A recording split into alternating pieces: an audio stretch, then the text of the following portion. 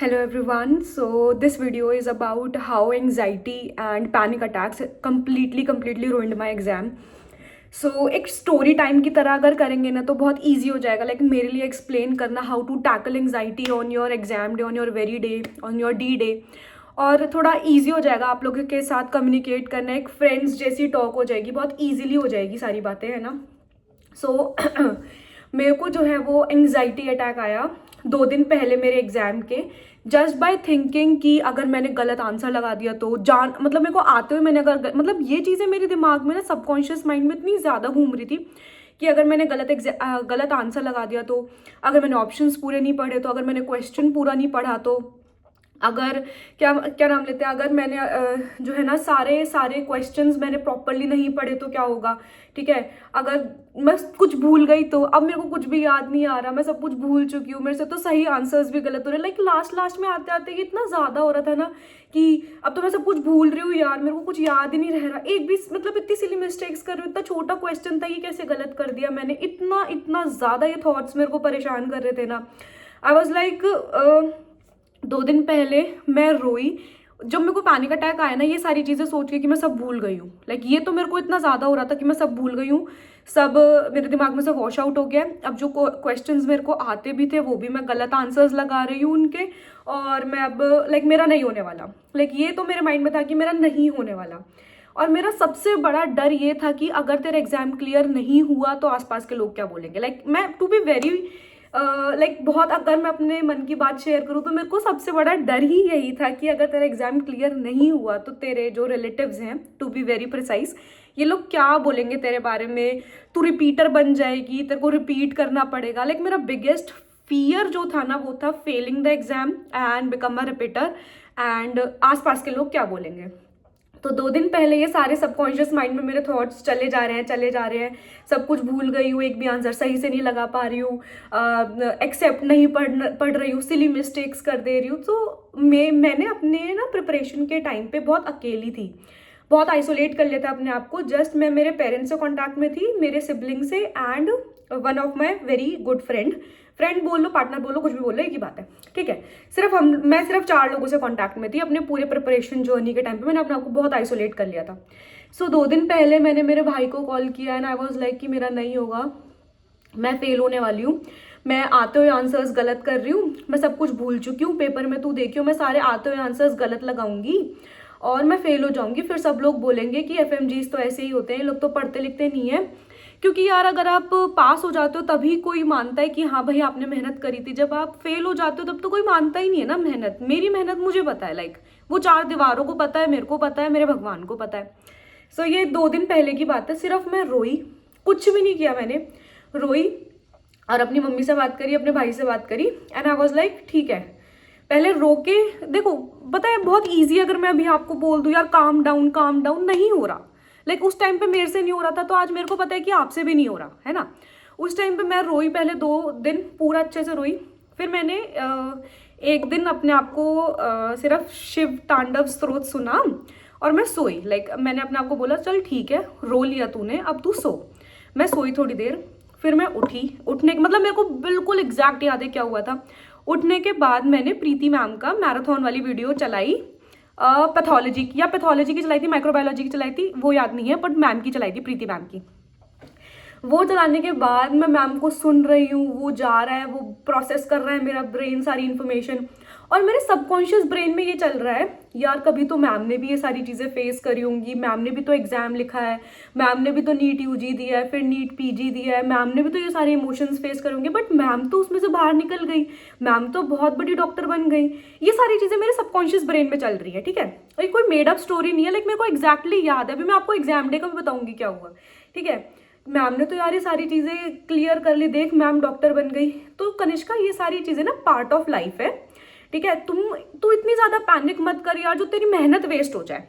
अपने आप आया है मेरे ब्रेन में, ठीक है, कि तू इतना ज़्यादा पैनिक करेगी ना तो तेरी पिछले 3 साल 3.5 साल की तेरी मेहनत ना खराब हो जाएगी। एक ये थॉट आया एंड वो स्टक रह गया, वो भी मैम का मैराथन वीडियो देखते देखते। उसके बाद मैंने मैराथन वगैरह कंप्लीट करे, लास्ट डे पे एनाटमी रिवाइज करी और अपना पेपर देने चली गई। सुबह सुबह मेरी बस थी पेपर के लिए, तो मैं बस में बैठी हुई हूँ, कोई कुछ पढ़ रहा है, कोई कुछ पढ़ रहा है, मैं कुछ नहीं पढ़ रही, मैं अपना ओम नमः शिवाय का जाप कर रही हूँ। और बस ब्रेन में यही सोच रही हूँ, कनिष्का इतना पैनिक नहीं होना है कि तेरी मेहनत खराब हो जाए, कनिष्का इतना पैनिक नहीं होना है कि तेरी मेहनत खराब हो जाए। किसी से बात नहीं करी मैंने।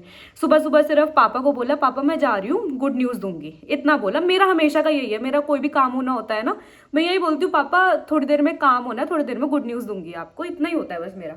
ठीक है, मैंने ये किया, भगवान जी का नाम लेते हुए जा रही हूँ। एग्जाम में जाकर बैठी। बैठने के बाद फर्स्ट पेपर हुआ, बहुत अच्छा हुआ मेरा, बहुत अच्छा, इजी भी था, आता भी था, बहुत अच्छा हुआ। पेपर से बाहर आई, घर पे फ़ोन किया, मम्मी हो गया पेपर, ऐसे ऐसे हुआ है, बहुत अच्छे से हुआ है। एंड फिर 2-3 लोग मेरे पास में बात कर रहे थे कि इसका आंसर ये था, इसका आंसर ये था, और वो मेरे आंसर सारे गलत। बस फिर मैं दोबारा फ्रीक आउट कर गई। I started crying. मेरे से खाना नहीं खाया गया, मैंने खाना खाया ही नहीं, सिर्फ पानी पिया मैंने। उसके बाद मैंने मेरा जो है ना ब्रेन काम करना बंद कर गया, मैं रोने लग गई। जैसे हमारा जो सेकंड वाला पेपर होता है जिसमें हम जाते हैं उससे पहले थोड़ा सा टाइम होता है ना, तो वो टाइम में मैं जल्दी अंदर चले गई। मैंने बाहर वेट ही नहीं किया, मैंने बाहर इसलिए वेट नहीं किया, मैं कहा और लोगों की बात सुनूंगी, मेरा दिमाग खराब होगा, अंदर चलते। जब मैं अंदर चली गई, फिर मैं दोबारा फ्रीक आउट कर गई, दोबारा पैनिक कर गई कि यार मेरे को घर पे बात करनी है अब। तो वहां से वापस तो आप आ नहीं सकते, आप तो चले गए अपना सारा बायोमेट्रिक्स और ये सब करवा कर वो के अंदर है ना।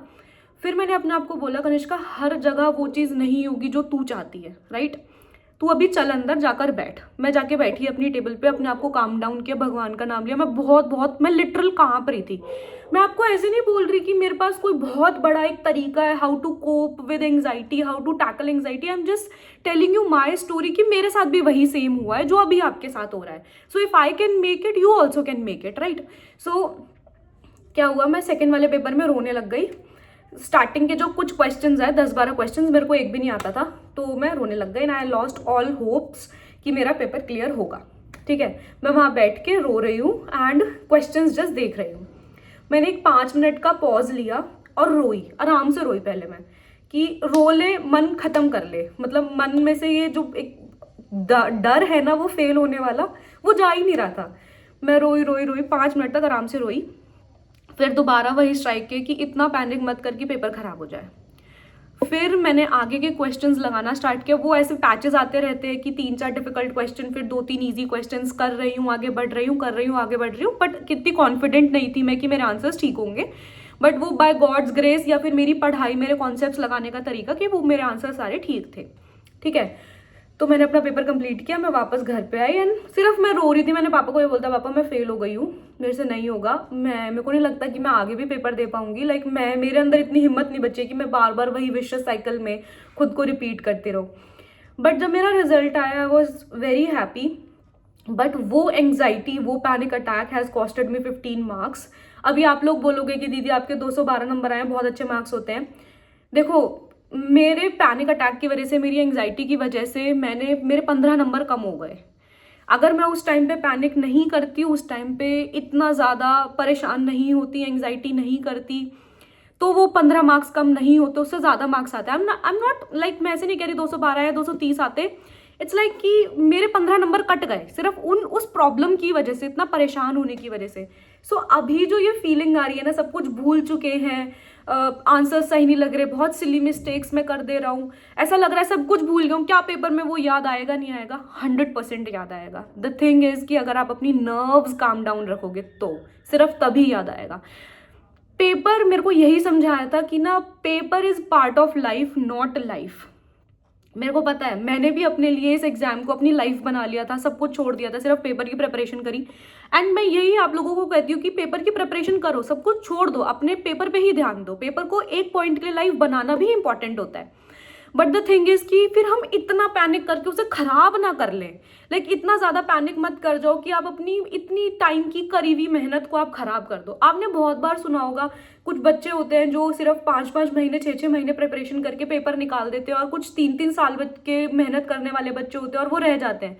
वो जो मेजर डिफरेंस है ना, वो एंग्जाइटी पैनिक अटैक वाला डिफरेंस है। वो बच्चा काम रह के उसको जितना आता था उसने पुट ऑन कर दिया और उसका पेपर क्लियर हो गया। अब एक बच्चा जिसको बहुत सारा आता है बट वो इतना पैनिक कर गया कि उसका पेपर क्लियर नहीं हुआ, तो वो चीज़ नहीं होनी चाहिए। आपने बहुत बहुत बहुत मेहनत करी हुई है, उस मेहनत को राइट डायरेक्शन में लगाना आना चाहिए।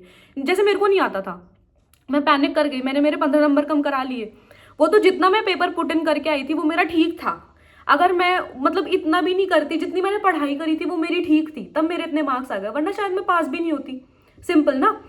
तो अभी ऐसा लग रहा है ना जो नहीं आ रहा, भूल गए, सब भूल चुकी हूँ, पता नहीं पेपर में याद आएगा नहीं आएगा। आई स्वेयर टू गॉड, अगर आप अपने नर्व्स काम डाउन रखोगे ना तो आपको क्वेश्चन देख के आंसर स्ट्राइक होगा। हमेशा हमेशा क्वेश्चन देखते ही आंसर स्ट्राइक होगा।